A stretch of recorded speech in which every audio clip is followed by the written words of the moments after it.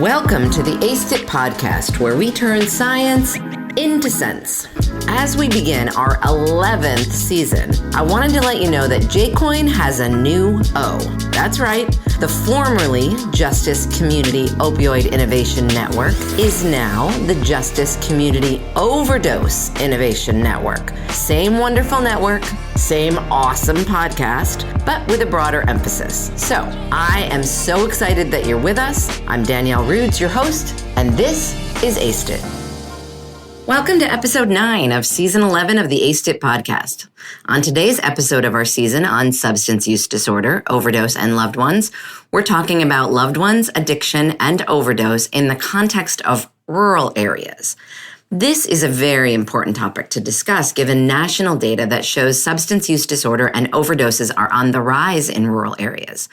According to the U.S. Department of Health and Human Services, or DHSS, in 2022, and the National Center for Health Statistics 2022, while overall drug overdose deaths are currently higher in urban areas than they are in rural areas, overdoses in rural areas are increasing rapidly, and rural areas face specific challenges that urban areas do not. In fact, in 2024, the Center for Disease Control and Prevention stated that, quote, people living in rural areas are now at greater risk of death from drug overdose than urban Americans, unquote. Looking into this more, Mack and colleagues 2016 found that from 1999 to 2015, there was a 325% increase in drug overdose in rural areas compared to 198% increase in urban areas, showing that drug overdoses in rural areas are increasing at a higher rate than in urban areas. Researchers who have investigated rural-specific challenges to addiction and/or overdose care have found that a shortage of providers, services, transportation issues, lack of cell phone coverage, prohibitive cost, and stigma all prevent people from receiving adequate addiction and/or overdose care. Take this statistic from the DHSS, for instance. Almost 30% of rural Americans compared to 2.2% of urban Americans live in a county without a buprenorphine provider. That number is really problematic, and it highlights just how big of an issue rural addiction care is. Okay, now that I've given you some of the important context, let's bring our conversation back to loved ones. There's not a ton of rural loved one specific research out there, but don't worry, I did find 3 really interesting studies. Today, let's dive into that research. All right, let's start by talking about a study conducted by Robertson and colleagues in 2022. The study authors were interested in understanding family roles in prescription opioid misuse prevention, specifically in rural areas. To explore this, they conducted focus groups, basically like interviews with a bunch of people at the same time, with 55 adults. In their discussions, people shared a belief that the opioid epidemic is partly a quote-unquote family problem. And adults also believed they played a critical role in preventing prescription opioid misuse.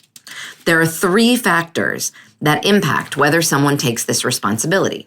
Predisposing factors are people's pre-existing thoughts that provide a motivation for some action.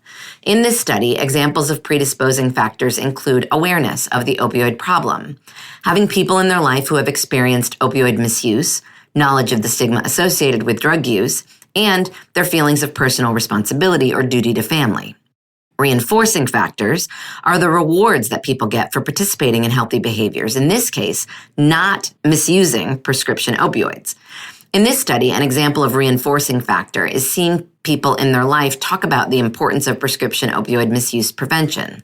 Finally, enabling factors are the environmental conditions that facilitate healthy behavior. In this study, examples of enabling behaviors include training, medication securing tactics, and comfortability, talking to doctors and family members. Another important takeaway from this study is that adults believe that family-based education is really important in preventing prescription opioid misuse, and they feel they need more training. So this might be a really interesting practice to look more into. In the next study, conducted by Cloud and colleagues in 2019, the researchers were interested in understanding risk factors for hepatitis C among young adults in rural Appalachia. I know what you're thinking. what does hepatitis C have to do with addiction and overdose? But there's actually a really clear link. You see, hepatitis C is very common among people who inject drugs, since they get it from dirty or contaminated needles. In their study, the research team interviewed 19 adults who recently used drugs. Now, the authors in this study found a lot of different results, like how geographic isolation, lack of knowledge about disease transmission, lack of treatment resources, poverty, family relationships, and fear of law enforcement all contributed to sharing injection equipment, and thus the spread of hepatitis C. For this episode, we're going to focus specifically on their findings about family relationships, though. Related to family, the authors found that participants had deep roots in Kentucky, and they cited strong family ties as a buffer to economic adversity and the reason why they continued to live in the area. Families were also a source of both support and harm. For instance, families help provide practical support like childcare or financial assistance, but interfamilial drug use was very common, and people recognized that this contributed to generational patterns of poverty and addiction. From this study, we see that loved ones, addiction, and life in rural areas is not black and white issue. In fact, it's really, really gray. Okay, for our final study, let's look at one conducted by Buer and colleagues in 2016. In this study, the authors were interested in understanding how rural women who use drugs perceived their social networks. Based on prior research that had found, in the face of limited access to care, family members may represent only one form of care available to people who use drugs. To explore this question, they interviewed 16 women in rural central Appalachia. These interviews resulted in several interesting findings. First, women felt a deep sense of loyalty to their communities and particularly to their family. This makes leaving a bad situation, like where multiple people in the home are using substances, or deciding to get clean, very, very difficult for some women due to their sense of loyalty and responsibility. Often, drug use took place particularly in a family context. For instance, some women reported that they chose only to use drugs while around family members to reduce their risk of passing away due to an overdose or being stolen from or reported to law enforcement. There was an interesting discussion in the article about when women decide to cut ties with their family, whether that be an abusive partner, sober relatives, or people who are using, and how their definitions of family changed as they made decisions to cut ties. Much of the article centered around women's feelings of being stuck in a bad situation, and also how family and community members trap women in these situations, such as threatening to call the cops or Child Protective Services if a woman voices that she wants to stop using or leave the community.